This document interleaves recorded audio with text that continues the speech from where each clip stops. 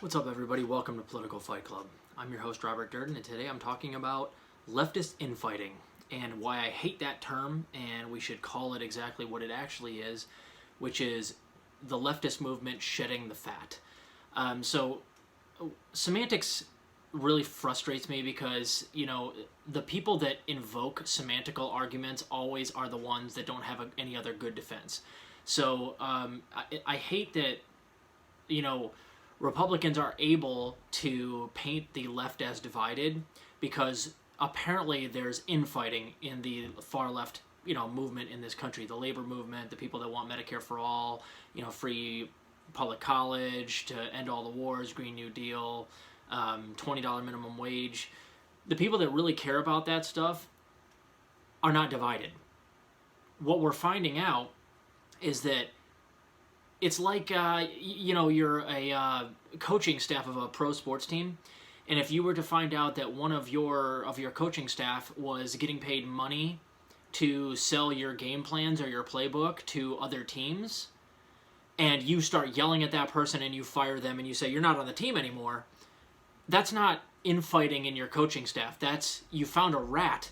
You found somebody that is not only not ideologically, aligned with you and your actual views and what you want from your team or your movement, but they pretend to be. So you just getting rid of rats in your midst is not infighting. It's you're finding out who is truly, on your side and who isn't. So it gets me frustrated when that terminology is used because there's no fighting on the left. There's no fighting on the left. There is only us evolving past the Young Turks and the Elizabeth Warrens and the Benjamin Dixons, and I could go on and on. All these more and more mainstream neoliberal by the day types that used to be progressives or that purported to be progressives for the last handful of years, or in TYT's case, the last decade. They're not leftists. They never were.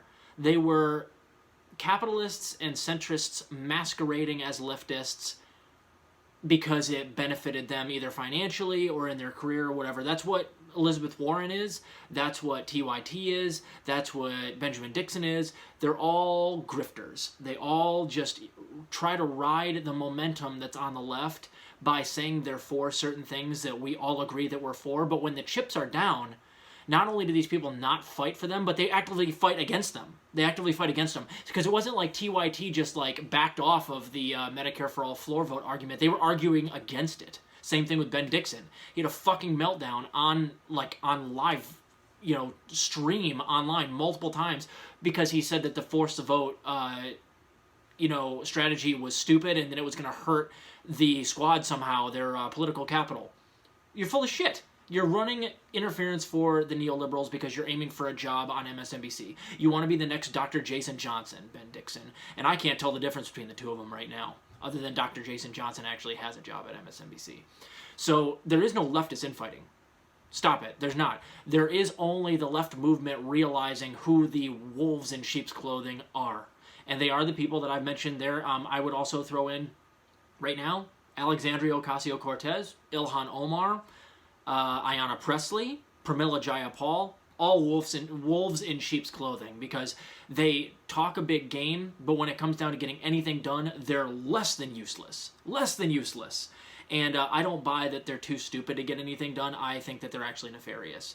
So there are still some people that I hope will continue what they're doing and that are doing a better job than that, and that is people like Ro Khanna, Rashida Tlaib, Cori Bush, at least rhetorically. She hasn't been there very long.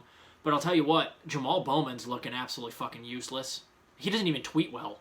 I mean, it's bad.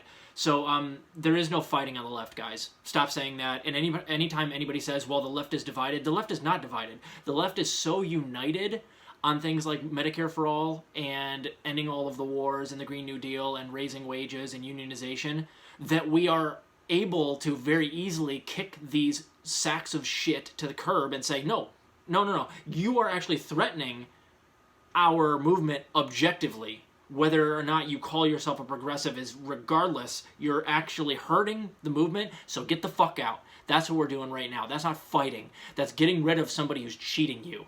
And that's what you should do. And until they prove me otherwise, that they can actually do something good for us when the chips are down, I don't see any reason why we should even be having conversations with people like Cenk Uygur and Anna Kasparian. Everybody at TYT is fucking embarrassing. Benjamin Dixon. I could go on and on and on. These guys are embarrassing.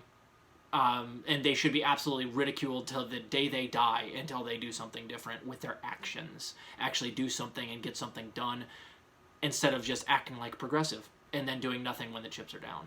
So, or actively going against the progressive movement when the chips are down. So I just wanted to clear that up. It kind of frustrates me when I see people acting like the left is divided. Nonsense. We're just sniffing out the rats.